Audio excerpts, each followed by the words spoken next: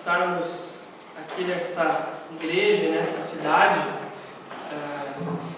desde sexta-feira, e a gente vem aqui para dar alguma coisa e recebe mais do que a gente dá. É interessante que a vida ela é feita de relacionamentos, e os relacionamentos eles são trocas, mas não trocas de interesse, mas trocas assim de informações, de crescimento. Então, às vezes você escuta uma pessoa falar uma coisa, uma frase, ou você pega uma dica, ou você vê alguém falando algo e você aprende. Então, é uma troca bacana assim, e a nossa vinda aqui foi muito boa. Eu saio daqui muito feliz assim por ter aprendido muito e por ter trocado assim bastante coisa com os irmãos. E a vida é feita, né, de relacionamentos, de encontros. O pastor falou, né, nós estamos em Alegrete há 10 meses. Faz 10 meses que nós nos mudamos para Alegrete. Daqui a pouco vai fazer um ano, se Deus permitir. Estamos felizes lá. Deus tem sido muito generoso com a igreja lá. Há um tempo atrás o trabalho chegou a fechar as portas, e hoje Deus tem feito assim, uma obra muito especial na igreja, e a gente está muito motivado de estar lá participando daquilo que Deus está fazendo. Deus não precisa da gente, Ele não precisa da gente, mas se a gente quiser participar, Ele nos torna participantes daquilo que Ele está fazendo. Então, como o pastor falou, a gente apenas abre a palavra de Deus e ensina aquilo que Deus tem nos ensinado e passado aos nossos corações. E existem muitos temas da Bíblia que são simples, mas são muito profundos, muito profundos. Nós na sexta-feira falamos sobre Jacó, um homem que lutou com Deus e foi transformado. Ontem nós falamos sobre 4 leprosos que eles mudaram de vida e Deus deu poder para eles mudar. E hoje, na verdade, eu não quero contar uma história, não é uma história. E talvez você vai ler esse texto e parece que a gente não aprende muita coisa assim rapidamente, mas nós vamos tentar ir com calma nele para aprendermos alguma coisa, tá bom? Está em 1 Pedro, capítulo 1, versos 3 a 7. Se você tem Bíblia, você pode ler na sua Bíblia, mas se você não tem Bíblia, nós temos aqui no Data Show, aí vai facilitar a sua leitura, tá bom? 1 Pedro, capítulo 1, de 3 a 7. São poucos versos, são 5 versos da palavra de Deus. 1 Pedro, capítulo 1, versos 3 a 7. A Bíblia, nós precisamos aprendê-la que nem um bombom fino. Deixa eu dar um exemplo para você. Sabe aqueles bombons mais simples, a gente come rápido, certo? Mas aquele bombom mais fino, a gente come mais devagar, porque, né, ele é tão bom, tem que ser devagarinho. É que nem você ir, por exemplo, comprar um bombom da Cacau Show, por exemplo. Você come com mais calma, certo? Agora, se você compra um bombom qualquer aí, em qualquer lugar, você come rápido, nem mastiga. A Bíblia é como se fosse um bombom fino, você tem que comer. E sabe quando você come um bombom e você pega e olha assim, aquele recheio ali, e você olha, nossa, que coisa maravilhosa. Então, aí você pensa, não vou comer tudo mais devagarinho, porque é muito gostoso, você não vai rápido. Então, a palavra de Deus é assim, a gente tem que absorver ela com calma, para aquilo penetrar no nosso coração, porque ela é um alimento. É que nem comida, quer ver uma coisa? A comida do dia a dia é rápida, certo? Mas de vez em quando você vai ou numa churrascaria, ou vai num aniversário que tem aquele rango, aí você vai com mais calma, né? Para poder, é muita coisa boa. Então, a palavra de Deus, sempre quando a gente lê ela, tem que ter calma, tá bom? Então, vamos ler a palavra. Diz assim: bendito seja o Deus e Pai de nosso Senhor Jesus Cristo, que nos regenerou para uma viva esperança, segundo a sua grande misericórdia, pela ressurreição de Jesus Cristo dentre os mortos, para uma herança que não perece, não se contamina nem se altera, reservada nos céus para vós, que sois protegidos pelo poder de Deus, mediante a fé, para a salvação preparada para se revelar no último tempo. Nisso exultais, ainda que agora sejais necessariamente afligidos por várias provações por um pouco de tempo, para que a comprovação da vossa fé, mais preciosa do que o ouro que perece, embora provado pelo fogo, redunde em louvor, glória e honra na revelação de Jesus Cristo. Amém. Vamos orar? Senhor, pedimos que a Tua palavra possa penetrar os nossos corações, que a gente saia daqui cheios da Tua presença, Pai, simplesmente porque o Senhor está vivo e a Tua palavra é viva e eficaz, e ela penetra nas nossas vidas, gerando transformação e graça. Deus, nós te louvamos por esse encontro tão especial, por essa igreja tão maravilhosa, essa liderança tão bacana. Obrigado, Senhor, nós só temos a te agradecer em nome de Jesus. Amém. O título da mensagem desta noite é este: Deus quer te dar esperança. Se você perceber, existem 3 coisas que normalmente alimentam a nossa esperança de forma artificial: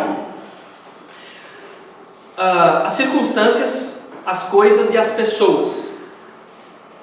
As coisas, por exemplo, desde criança, se você perceber um menininho, uma menininha que está um pouquinho já grande, ele quer um presente e ele luta para receber aquilo.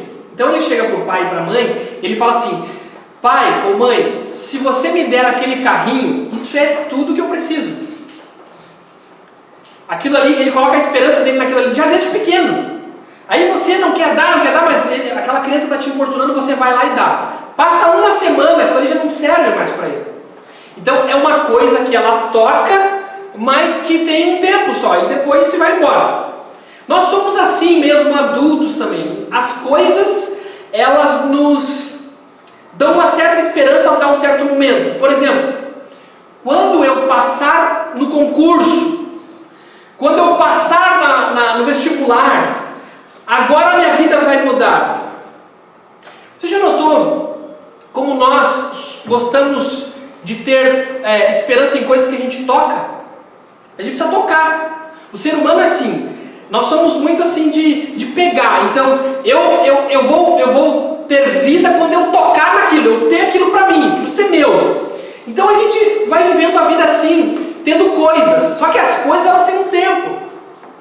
Por exemplo, um carro, você compra um carro, daqui a pouco passa um tempo, ele já não serve mais, você quer ter outro. E assim a gente vai. Então nós queremos coisas. Quando eu comprar o apartamento dos sonhos na frente da praia, aí sim, a minha vida vai mudar. Então nós queremos tocar, nós precisamos tocar nas coisas para que a gente tenha esperança. E mesmo a gente falando assim, não, a minha esperança está em Jesus, é no céu, aquela coisa toda, mas a realidade da nossa vida não é assim. A gente tem que tocar em alguma coisa para ter esperança. A gente tem que tocar. Quando a gente toca, aquilo ali nos dá nos alimenta até um certo ponto. A outra coisa uma outra área que a gente coloca muito as nossas esperanças são as circunstâncias. Por exemplo, você já viu na virada de ano, as pessoas parecem que se você virar o ano, a sua vida mudou. É uma coisa impressionante.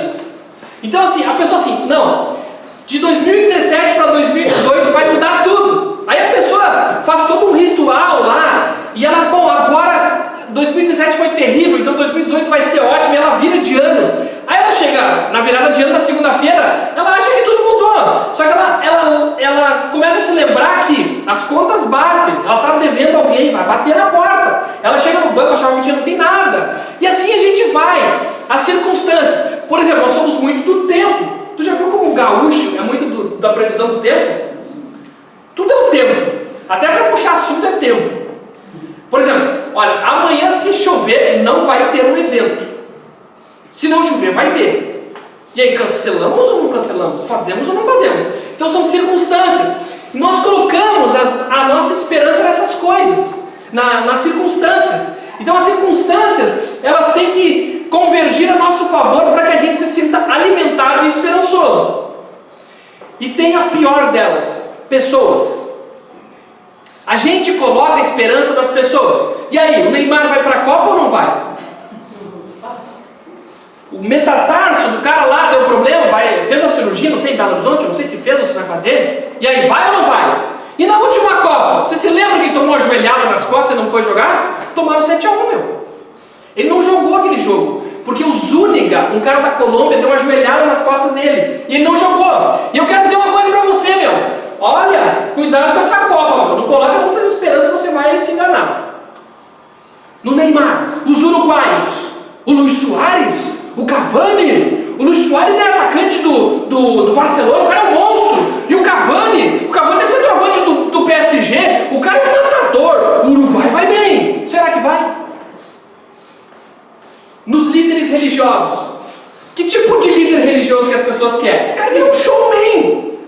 Uma vez um amigo meu falou para mim assim: João, o meu pastor tem todos os dons. Eu falei: pô, cara, ele é bom esse cara, meu. Ele tem todos os dons.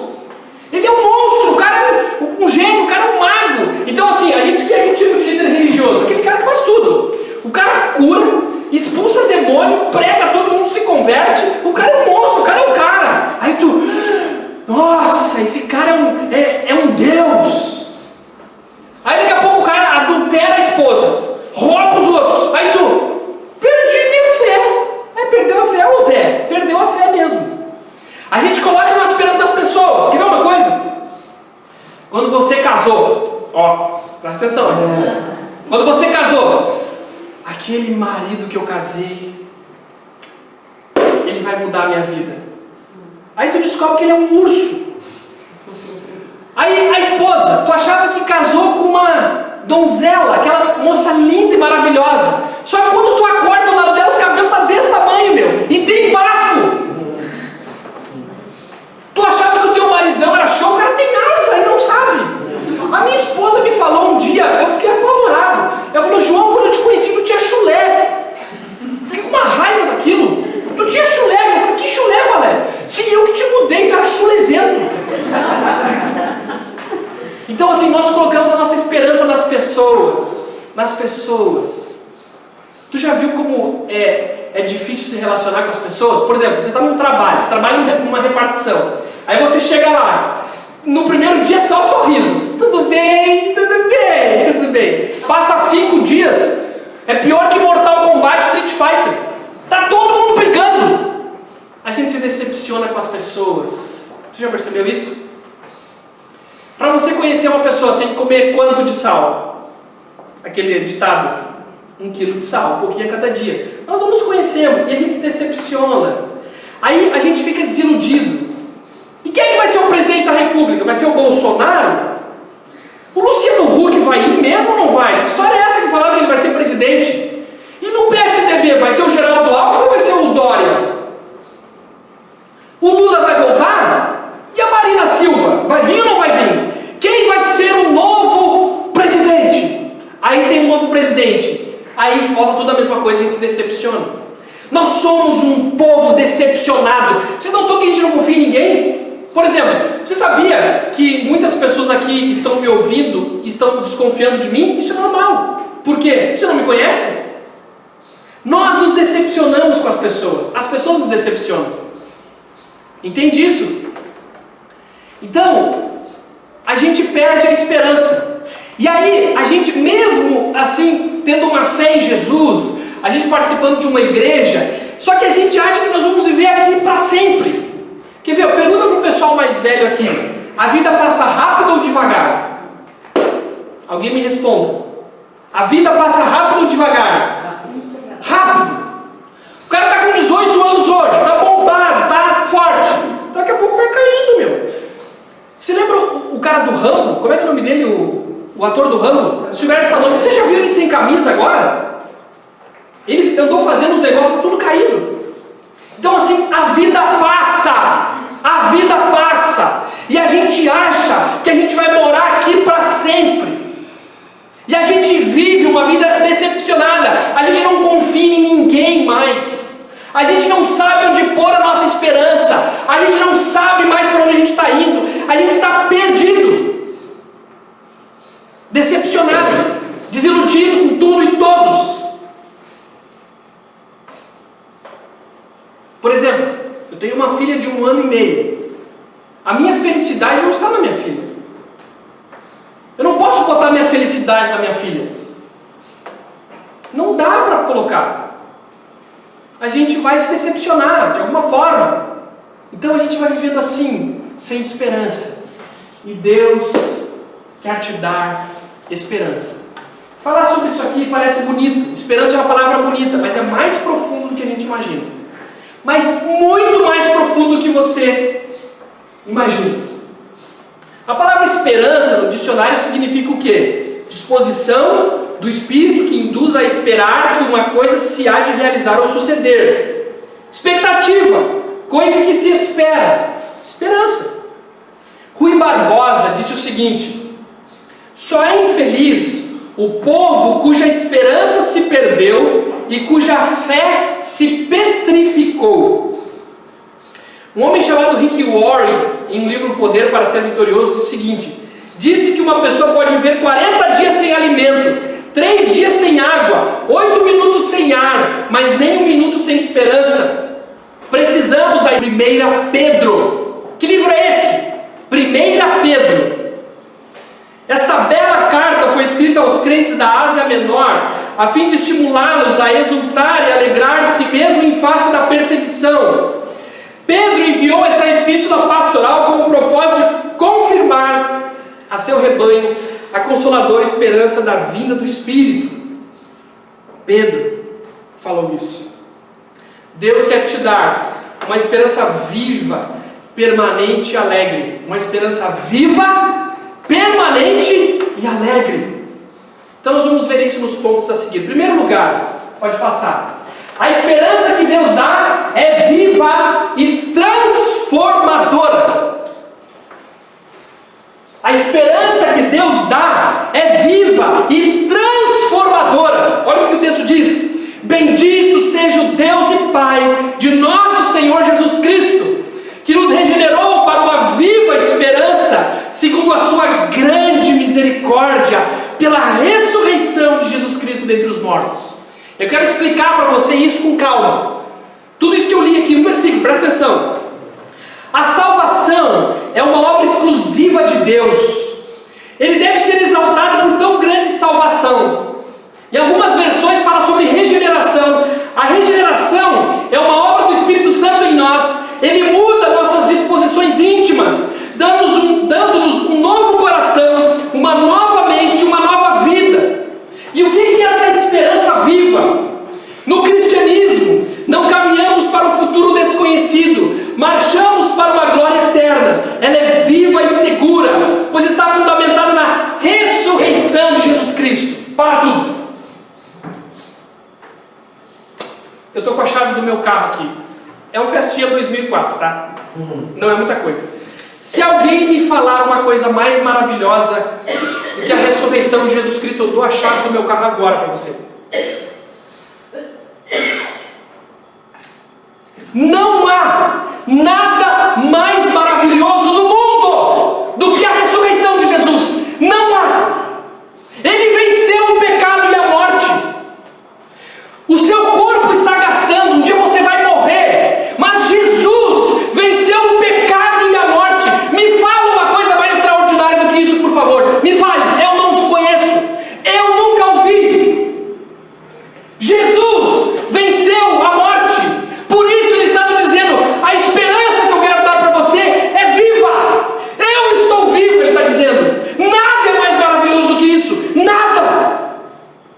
Nada é mais maravilhoso do que a salvação. Porque quando Deus entra na sua vida, Ele ressuscitou dentre os mortos e derramou o Espírito Santo. Ele é derramado na sua vida. Ele te dá uma nova mente. Ele te dá um novo coração. Agora Ele é a sua esperança. Não são mais as circunstâncias, as coisas, as pessoas. É o Cristo ressurreto. Amém? Amém. Nada é mais maravilhoso do que isso. Nada. A Bíblia fala em Romanos 15:13 que o Deus da esperança vos encha de toda alegria e paz na vossa fé, para que transbordeis na esperança pelo poder do Espírito Santo. Ele está dizendo que o Deus da esperança enche a sua vida de alegria e paz. Deus quer encher você de esperança, porque Jesus está vivo, Ele não está morto, Ele quer dar esperança para você. Procure sempre lembrar que Jesus está vivo e que por isso Ele pode ressuscitar a nossa esperança. Você está sem esperança? Como é que você vai ressuscitar a sua esperança? Através do Cristo que venceu a morte e ressuscitou. Você só vai ressuscitar a sua esperança através de Jesus. Não confie em homens, não confie em coisas, não confie em circunstâncias. Você vai se decepcionar. Jesus não vai te decepcionar. Ele tem uma esperança viva. uma esperança viva e transformadora para a sua vida. Segundo lugar, a verdadeira esperança jamais perde o seu valor. A verdadeira esperança jamais perde o seu valor. O capítulo 1, eu quero explicar para você o verso 4 e o verso 5. Primeiro o verso 4. Para uma herança que não perece, não se contamina nem se altera, reservada nos céus para vós. Quero explicar isso.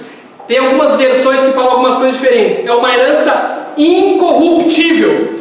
No grego é uma palavra chamada aftarton. Ela não perece, não apodrece, não se deteriora.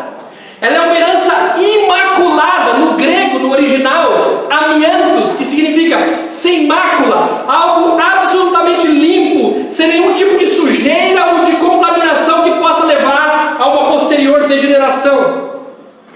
A uma herança imarcessível, inalterável, ou uma flor que nunca murcha nem perde a sua beleza. Essa é a verdadeira esperança que jamais perde o seu valor. Talvez você colocou a sua esperança em alguma coisa e isso se deteriorou. Se deteriorou. A esperança em Jesus não se deteriora. Não se deteriora. O verso 5, explicando isso aqui, diz assim: que sois protegidos pelo poder de Deus, mediante a fé, para a salvação preparada para se revelar no último tempo. Quero explicar isso para você. Protegidos pelo poder de Deus, no grego, que é original, é uma palavra chamada phrourei, um termo militar, significa que a nossa vida está guarnecida por Deus, que atua como sentinela de todos os nossos dias. A fé é a mão que se estende para receber o presente da salvação. O verbo revelar significa tirar o véu ou cobertura. Podemos afirmar à luz das Escrituras que já fomos salvos, estamos sendo salvos e seremos salvos. E essa palavra tempo, do último tempo, no grego é o kairos, aquele que não é determinado cronologicamente. Esse aqui não é o tempo do fim, o período que vai da primeira até a segunda vinda de Cristo, mas o período final dessa época, o fim do fim, o fim de tudo. Ela é uma esperança que não perde o seu valor. Romanos capítulo 8, 24 e 25 diz assim: porque fomos salvos da esperança, mas a esperança que se vê não é esperança, pois como alguém espera o que está vendo? Mas se esperamos o que não vemos, com paciência o aguardamos. Nós temos dificuldade com isso, porque nós queremos ver alguma coisa, nós queremos tocar em alguma coisa. Só que o relacionamento com Deus não é de ver só e nem de tocar. Não é para te tocar ou ver só, é para você crer. É para você crer. Tenha um estilo de vida eterno. Valorize as coisas do céu. Quantas coisas vão se deteriorando na nossa vida, não é verdade? O nosso corpo vai envelhecendo. Os nossos bens vão se deteriorando. Os nossos relacionamentos se machucam. As coisas vão se deteriorando. Mas a esperança, a verdadeira esperança, ela não perde o seu valor. Não termina, não se deteriora, mas ela continua viva. Ela não perde o seu valor. O seu valor.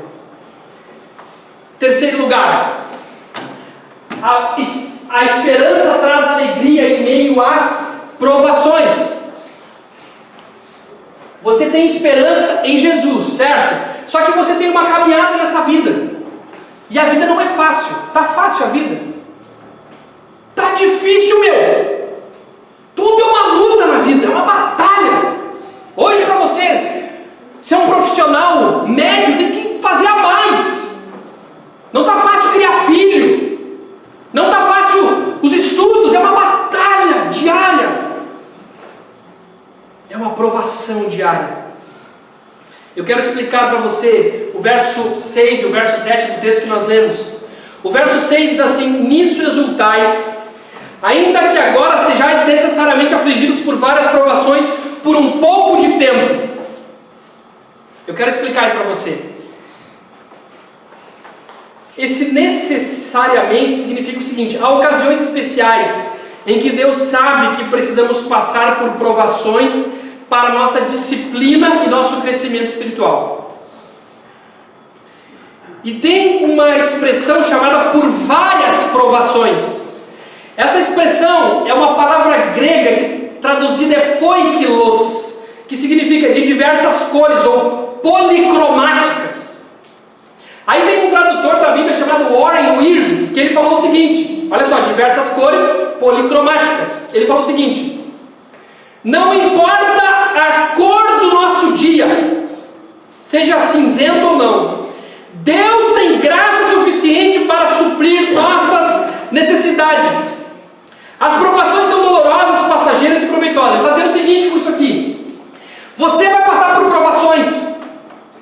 Não pensa você que você vem num domingo à noite numa igreja, que amanhã você vai sair daqui, amanhã, todo mundo vai chegar para ti na rua e falar assim: bom dia, tudo bem?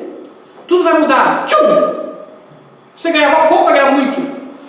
Você tinha um problema de relacionamento, foi resolvido. Você tinha uma dificuldade, foi resolvida. Nós temos as provações diárias. Deus não nos prometeu que Ele seria um mago, assim, ó, tchum! Não, está errado isso. Você passa por provações nessa jornada de esperança. Mas mesmo que o seu dia seja cinzento ou não, que a cor do seu dia não esteja boa, Deus tem graça suficiente para você passar pelas provações com esperança. Com esperança. Deus quer dar esperança a você, uma esperança verdadeira. Então você vai estar no meio das provações, mas dentro de você tem o Deus da esperança. Não coloca a tua fé no teu dia. Hoje eu tive um baita dia. Hoje eu não tive um dia péssimo. Cara, se tu coloca a tua fé no teu dia, tu tá ralado. Os dias são maus. Mas você tem que colocar a sua fé naquele Deus que é eterno, mas que pode viver em você. E Ele vai ajudar você a ter esperança em meias provações. Nós não podemos ficar aqui vendendo conversa fiada para as pessoas. Eu sempre digo o seguinte: você sai de um culto, fala assim, o culto hoje estava poderoso. Aí você sai, está chovendo ali, o ônibus passa ali na poça d'água e te molha todo. Você chega no outro dia no trabalho e seu chefe briga contigo. Você passa na rua, os cachorros da rua, parece que aquele dia eles encasquetam contigo. Fica tudo errado para ti. Aí tu fala assim: cara, eu achava que a igreja era aquela forte, que o negócio mudava. Deus não está falando isso. Ele está dizendo: você vai passar por provações, mas não te alimenta de coisas erradas, senão você vai se decepcionar. Se alimenta da esperança em Jesus. O verso 7 diz assim: para que a comprovação da vossa fé, mais preciosa do que o ouro que perece, embora provado pelo fogo, redunde em louvor, glória e honra na revelação de Jesus Cristo. Vou explicar isso para você. O ouro perecível, mesmo apurado pelo fogo, o ourives, coloca o metal no forno no tempo necessário para remover as impurezas sem valor. Em seguida, o derrama no molde e forma uma bela peça de valor. Para saber se o ouro é autêntico, o metal precisa ser derretido no fogo. As provações enfrentadas hoje são preparo para a glória futura. O ouro, embora valiosíssimo, é perecível. A fé provada é muito mais preciosa. A vida, ela nos prova. Às vezes Deus nos prova. Quer saber se uma pessoa tem esperança de fato em Jesus, esperança eterna? Provações. Porque é fácil. Por exemplo, essa semana eu tenho um amigo, ele era gerente de uma franquia de carros. Só que apesar de ser gerente, ele ganhava muito pouco. É um menino de Deus. Ele ganhava 1.200 por mês. Ele chamaram ele para fazer uma entrevista num laboratório famoso do Brasil de medicamentos, para ser representante. E ele chegou lá, ele chegou de camisetinha polo, assim, tava todo mundo na beca, assim, bonitos, cara. Ele chegou de camisetinha polo e foi passando.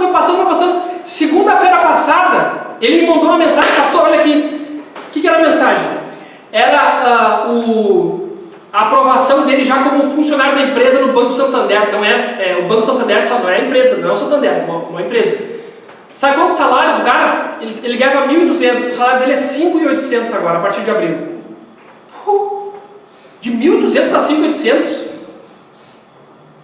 Só que tem uma coisa, gente, isso não nos alimenta. E um dia ele pode ser mandado embora. Se a gente fica só nessas esperanças. Então, se nós passamos por provações, os dias são difíceis, Deus está dizendo para nós, olha, vocês vão passar por essa terra, vocês vão ser provados, mas vai sair coisa boa das provações de vocês, porque o ouro, quando ele é provado, aí que você vê o que é ouro e o que não é. É verdade ou não é? É nas provações. Eu quero dizer para você, talvez isso não tenha muito, talvez você não entenda isso, mas você vai ser provado. Você vai ser provado. Você vai passar por provações. Pastor, fala uma coisa mais animada, pastor. Fala uma coisa mais positiva. Não, você vai ser provado. Agora tem uma coisa. Se a esperança de Deus estiver em você, você vai ter alegria em meio às provações. Um crente maduro é um crente que passa pelas provações, mas ele passa com alegria, porque a sua esperança não está nas circunstâncias, não está nas coisas e não está nas pessoas. Ela está em Jesus, o nosso Deus maravilhoso e poderoso. Romanos 5, de 1 a 5 diz assim: portanto, justificados pela fé, temos paz com Deus por meio de nosso Senhor Jesus Cristo, por intermédio de quem obtivemos também acesso pela fé a esta graça, na qual estamos firmes e nos gloriamos na esperança da glória de Deus. E não somente isso, mas também nos gloriamos nas tribulações, sabendo que a tribulação produz perseverança, e a perseverança a aprovação, e a aprovação a esperança, e a esperança não causa decepção, visto que o amor de Deus foi derramado em nosso coração pelo Espírito Santo que nos foi dado. As provações, elas nos provam, mas elas geram em nós a essência, o sentido de fato do que é real e verdadeiro na vida. A esperança eterna em Jesus, a esperança do nosso Salvador amado, o Senhor Jesus. Nos momentos difíceis, creia que Jesus está do seu lado e que nada fugiu do seu controle. Existe uma ideia errada sobre Deus, que para Deus estar do nosso lado tudo tem que dar certo. Isso é errado. É errado isso. Às vezes as coisas não estão dando certo, mas Deus está do nosso lado. Ele está do nosso lado. Ele prometeu que estaria junto com a gente. Ele quer estar junto contigo nas provações e te dar esperança e alegria verdadeiras. Amém? Para finalizar, pode passar o título ali. Deus quer te dar esperança. Eu quero contar duas historinhas para você não dormir. Presta atenção. O único sobrevivente de um naufrágio conseguiu chegar a uma pequena ilha deserta. O cara chegou numa pequena ilha deserta sozinho. E ele ficou um tempo lá tentando se ajeitar e tudo mais. E até que ele conseguiu construir uma cabana. Construiu uma cabana para se refugiar. E ele foi sair para buscar alimento. E voltou com pouca coisa. E quando ele olha, ele estava sozinho já há algum tempo ali. Ninguém tinha visto ele ali. Quando ele olha para a cabana dele, estava pegando fogo. Ele diz: Deus, eu estou nessa ilha aqui sozinho. Eu montei uma cabana. Eu fui buscar alimento e consegui pouca coisa. E quando eu volto, ainda a minha cabana está pegando fogo. No outro dia aparece um navio. Chega perto, resgata ele. E ele pergunta: como é que vocês me acharam? E os caras falam: por causa da fumaça. Foi por causa da fumaça que eu encontrei você. Às vezes as coisas vão de mal a pior. Às vezes tudo ainda piora. É interessante que às vezes está ruim, mas piora. Pega fogo, a fumaça sobe. Mas aí Deus vem te buscar, vem te dar esperança, vem te resgatar. E para finalizar, eu queria que você entendesse que esperança não é algo que se toca, não é algo que você pega com a mão, não é uma pessoa fora da realidade extraordinária, assim, que a gente tem, um amigo, sei lá, um líder religioso que a gente tem, uma pessoa fora da realidade. Não é a circunstância, não são as coisas. Esperança é você andar por essa terra, enxergando, vendo o invisível, tendo fé no Senhor Jesus. É isso que é esperança. Para finalizar, eu quero contar uma pequena história para você. Durante a Segunda Guerra Mundial, na Alemanha, algumas pessoas pobres e perseguidas se refugiaram numa caverna escura e fria. Depois de terem abandonado aquele lugar medonho, achou-se inscrito numa das paredes o seguinte: creio no sol, mesmo que ele não brilhe. Creio em Deus, mesmo que ele esteja em silêncio. Creio no amor, mesmo que ele esteja oculto. Com essas palavras, um dos refugiados deu um belíssimo testemunho de possuir grande esperança e confiança. Deus é realmente a nossa esperança. Ele deve ocupar o primeiro lugar em nossas vidas para que destemerosos possamos enfrentar infortúnios, doenças e a própria morte.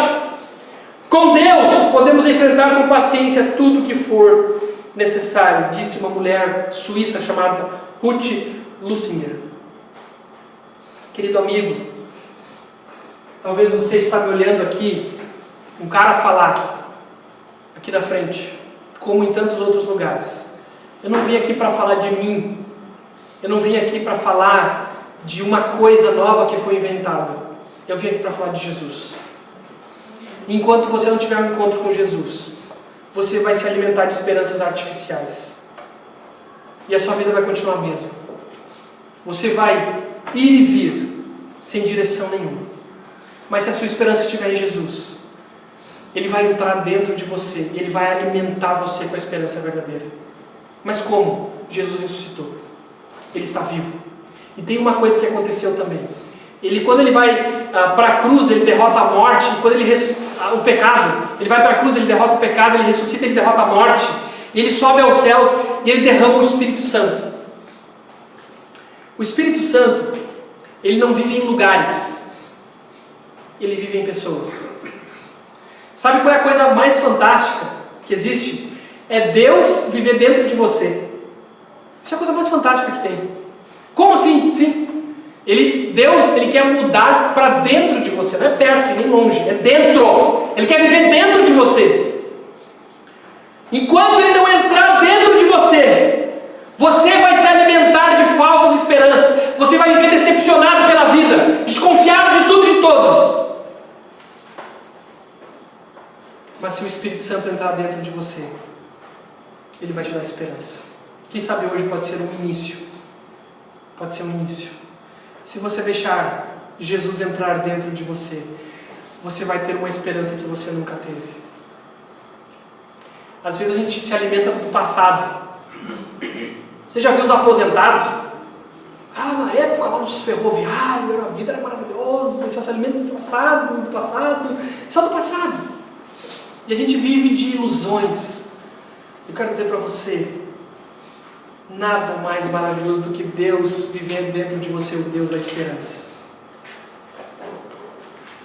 Chegou o seu dia, e o seu dia é hoje.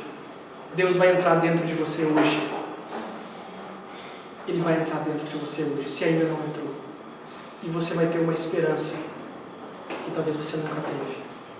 Gente, a esperança em Jesus é a coisa mais extraordinária que tem no mundo. Nada é mais extraordinário do que isso. Nada. Ele quer entrar dentro de você. Não confie nos homens. Não confie nas circunstâncias. Não confie nas coisas. Confie no Cristo ressurreto que derramou o seu Espírito Santo sobre o mundo. Ele quer entrar dentro de você. Amém? Amém. Feche os teus olhos.